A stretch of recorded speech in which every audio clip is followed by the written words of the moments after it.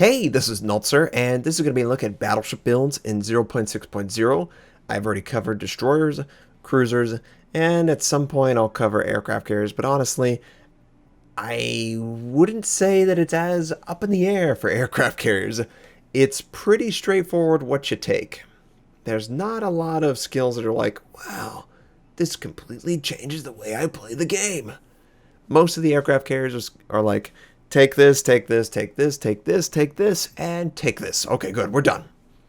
But for the Japanese battleships, they are an interesting beast. They sort of fit between the Americans and the Germans on identity. Whereas the Germans are protected citadels, secondary gun range, they're very tanky. The Americans are anything but. Secondary range is awful. Its AA protection is great. The Germans are better than the Japanese, but the Americans rely more on the idea that they are not seen in order to move into a position to exploit weaknesses in the enemy. For Japanese, and specifically the high-tier Japanese, they can go a secondary build, and it feels pretty comfortable.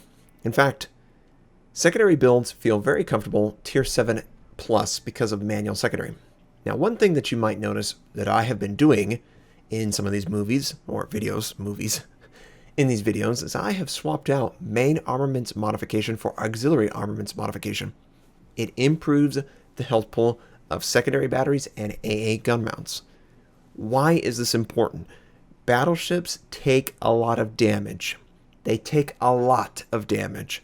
And these gun mounts will be weakened over the course of a fight. Maybe to the point where your AA protection is 50% worse than it was at the start of the fight. That is significant. What you really want to do is use preventative maintenance in conjunction with auxiliary armaments modification 1 to protect your main battery, your steering, your engines, but it will allow you to pick auxiliary armaments modification in conjunction, and it feels great. It's 1 point.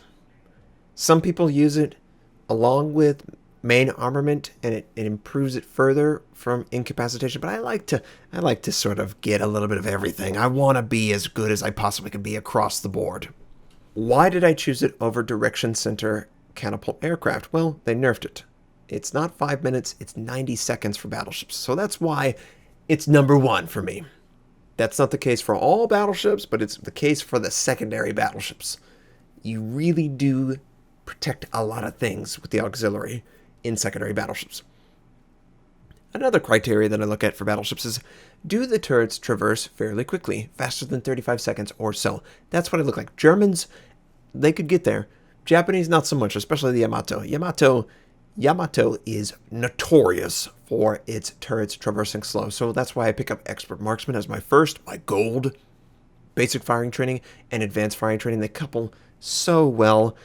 AA protection, secondary rate of fire, secondary range, AA range, get manual secondary armament. It feels so good. Your first 14 are already decided for you. They all align so well together.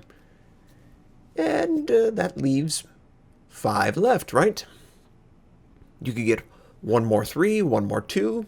You could get 2 2s and 1 1. There's a bunch of things you could do.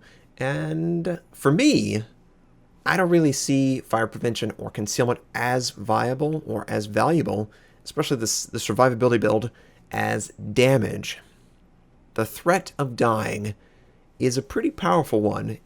I know that's not shocking, but it is pretty effective getting into the face of the enemy and bullying them out. It works very well for me. Superintendent, Vigilance, these are silvers for me. Why are they silver?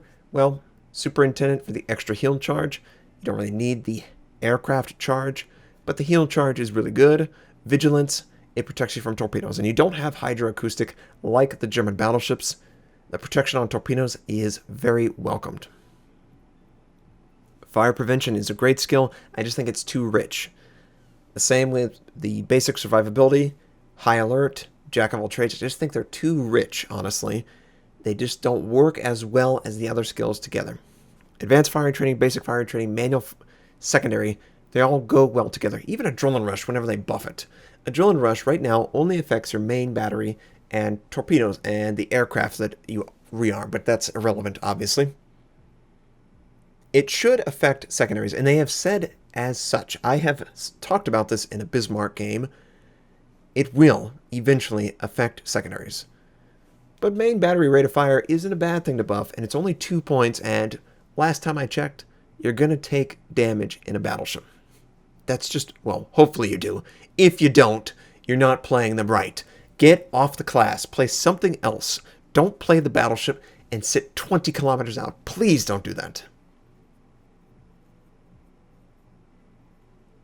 So, we've looked at roughly the secondary build. What would you do if it was a low-tier Japanese? Well, I would probably consider either getting a little bit more tanky or even just sticking with the secondaries. Yeah, you're giving up some concealment.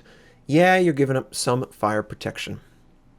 But it does feel nice to have extra AA protection, extra range on your secondaries. Eventually, AA is going to be relevant all the time. Eventually, aircraft carriers will be pulled all the time, and it aligns very well together. So, Direction Center, even though it's nerfed, it's still sort of a cheap hydroacoustic. It still feels pretty good. And it's only 1 point, right? It's 1 point. There's too many skills, obviously. That's probably the most obvious thing you could say, Notser. There are too many skills. Way too many skills. Some people might ask, why not Demolition Expert? Why not HEAP for the secondaries? Well, the Japanese sort of have AP and HE secondaries. They're not like the Germans. The Germans are pretty universal in their HE use for secondaries. And even then, that's a really expensive build. Having to get advanced firing training, manual secondary, and HEAP, that's 12 points right there. That's a lot. I personally feel like you're probably going to get a little bit more out of other skills like Superintendent, Vigilance, Adrenaline Rush, that sort of thing. So let's go to the Germans, of course. The Germans are probably the most popular ship line in the game right now. Is that fair to say? The German battleships are really fun. Why are they fun? They have citadel protection. They fire mostly HE, as you can see, absolutely 100% HE. This is the Grosse Kurfürst. And we get preventative maintenance for the same reason as we do on the Japanese, and we're going a secondary build. It just aligns too well together. It allows for the other module to be taken. That does not protect secondaries or AA, but the other module does, in conjunction with it. That's what we're getting. And some German battleships can actually get their turrets to traverse faster than 40 seconds, 35 seconds. You could get a drone rush as your first skill. That is something you could consider. However, you need to look at the ship and decide for yourself. I say adrenaline rush just because I've seen more than my share of German battleships where I say, yeah, the turrets, they traverse quick enough. And adrenaline rush is that good. It really is. Rate of fire is great. But expert marksman, if you are in a situation where you're still traversing your guns more often than not, pick it up. Pick it up. Just pick it up. Even if it gives you 3 to 5 seconds at the most, that's more than you had before. That could translate directly into 3 to 5 seconds off your rate of fire, if you're traversing, obviously. And then we pick up basic firing training, advanced firing training, and manual secondary armament. They always will go together for the Germans, especially high-tier Germans. They just go too well together. Now, something you might notice, I didn't choose to recommend Vigilance. Why did I do that? Because you have hydroacoustic. And instead of Vigilance, I would just get Superintendent, because it's giving you another charge of hydroacoustic and heal. You're sort of double dipping with Superintendent on the Germans, and I like that. It feels better, right? Some might argue, oh, well, I don't know when they're sending torpedoes. Well, you kind of do. Look at the mini-map. Look at the last known position for the destroyers. Feel your way through the scenario. Learn about the destroyer, what they intend to do. You'll find out you have a pretty good idea when they're sending. Why am I not taking fire prevention? It's just too rich. The same reason I'm not taking HEAP. It's just too rich. Catapult fighter is good. It's a 1 point. I'm much more inclined to take an extra 1 point and an extra 2 point than an extra 4 point. That's just the truth. And with so many battleships, there's not as much fire being shot. Maybe if we go towards 10 cruisers per game, we'll do that. Now here is a departure. Here is a real departure from everything else. The American battleships are just so weird compared to them. And I have said the aircraft over preventative, but it is so close. The only reason I say aircraft is better, because you're not going a secondary build. You're not investing all that into secondaries. You are investing into AA, don't get me wrong, but you're not investing everything into your secondaries. So it just slightly pushes the direction center for catapult aircraft above preventative maintenance for me, but they're so close. Next up, we take expert marksman. Expert marksman because there's not a single American battery that traverses faster than 35. You really need it to traverse faster than 35. I take basic firing because American battleships are the AA platform. There's nothing really there that I like better than making sure that my American battleships are the AA protection barrier. And then I go concealment expert. Why concealment expert over advanced firing training? Because they're super heavy cruisers. If they're not seen, they can do more damage and avoid more damage. Allows them to stay in the fight longer and provide that AA protection to their team. That's the theory behind it.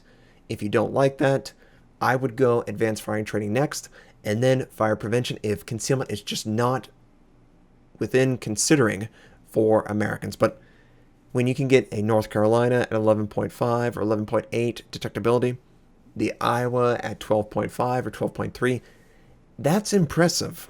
That's really impressive. And fire prevention, being good, it's a good skill. It's just competing with too many things. Concealment basically does the same thing, and more. Plus, there's like a bajillion battleships. And you'll notice I'm not taking manual secondaries. You just can't. You just can't. I mean, I know people want it to be viable, but your secondary gun range is just too shallow. Maybe I'll try it. Maybe. I know you guys are bugging me. Maybe I'll try it. And I also added in vigilance back. Why? I don't have hydroacoustic. And why is it bronze here and not silver? Well, after we being a little picky on that one, you could, say that it could be silver. It's just as effective on the ship as the Japanese, but the Americans are probably going to be operating in a position where they can avoid attention more often than the Japanese. That's sort of my thought process. But those skills, they're not really bad choices there. Adrenaline rush because battleships take damage. As the battleship takes damage, the rate of fire on the main battery is going to go up. And it's 2 points. It's very cheap. Very cheap. Very, very cheap. It feels great.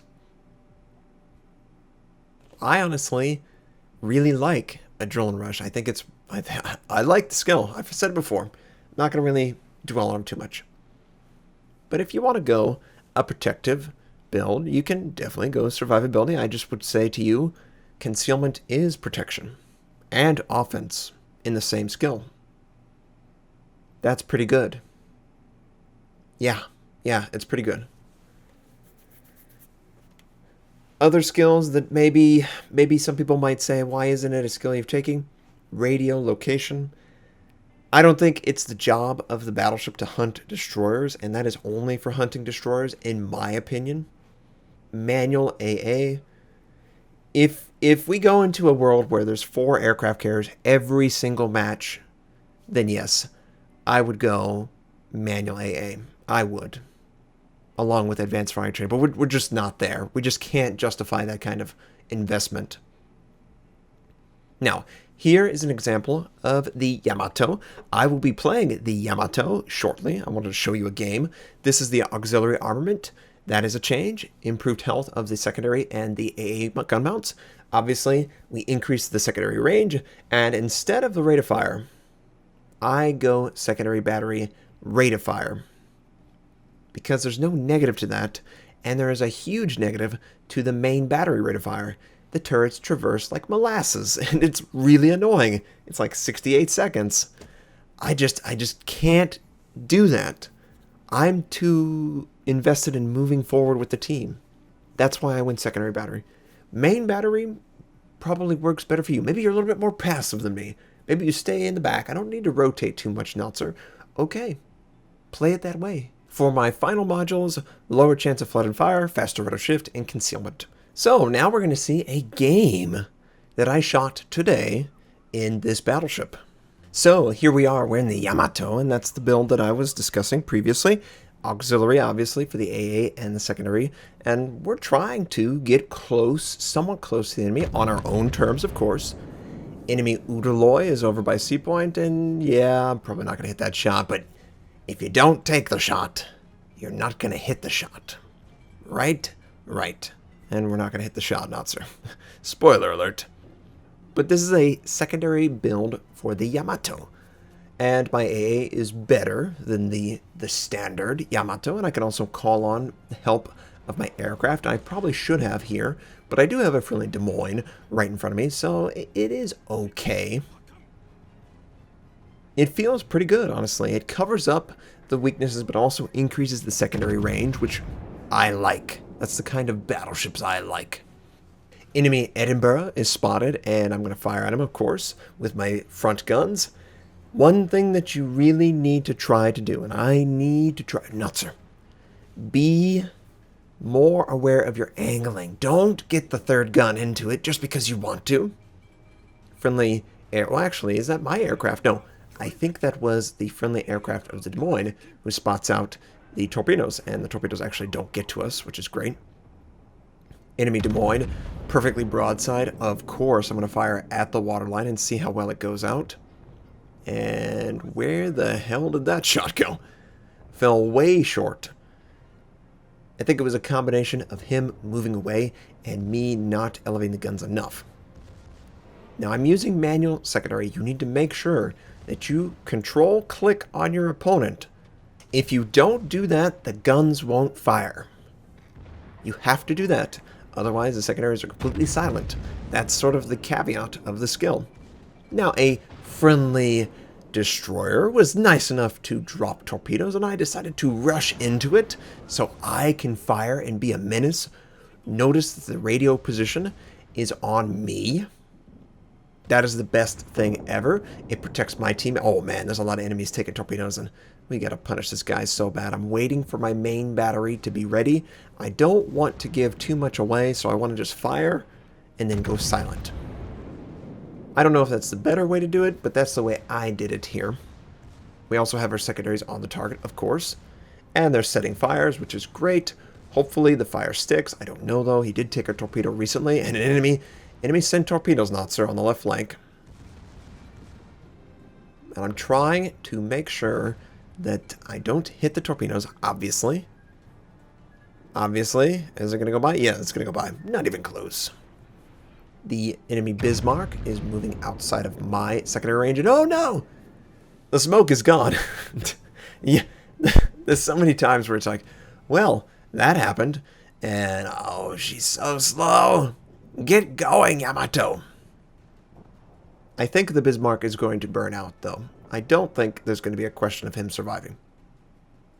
I'm not too... Yeah. All right. Good job, team. Enemy Des Moines, perfectly broadside on our ship. We are angling back and trying to make sure that we can line up this waterline shot. He seems to be turning in, so I drop my dispersion and pull it into the target, hopefully to hit him, but I think he avoided it completely. Yes, he did. And if you hear the rain, it is raining very hard. I apologize for that. If you don't, it's raining. Now, The enemy is attempting to capture B point. That clearly there is a enemy destroyer there. One of the two remaining. The other one is firing on me, and I need to make sure I select a target that is within secondary gun range, which I do. And I'm also going to try and use my main battery on it. Friendlies are also firing on the target. And, ooh, we got good dispersion. This should work out pretty good. Yes. That does work out good. It's nice when you get dispersion like that. And the secondaries are doing a little bit of damage. Someone detonates the target, which, he was going to die either way. That's sort of like a detonation that, yeah, I knew I was dead. So I'm going to use my heal. The heal, of course, it's nice.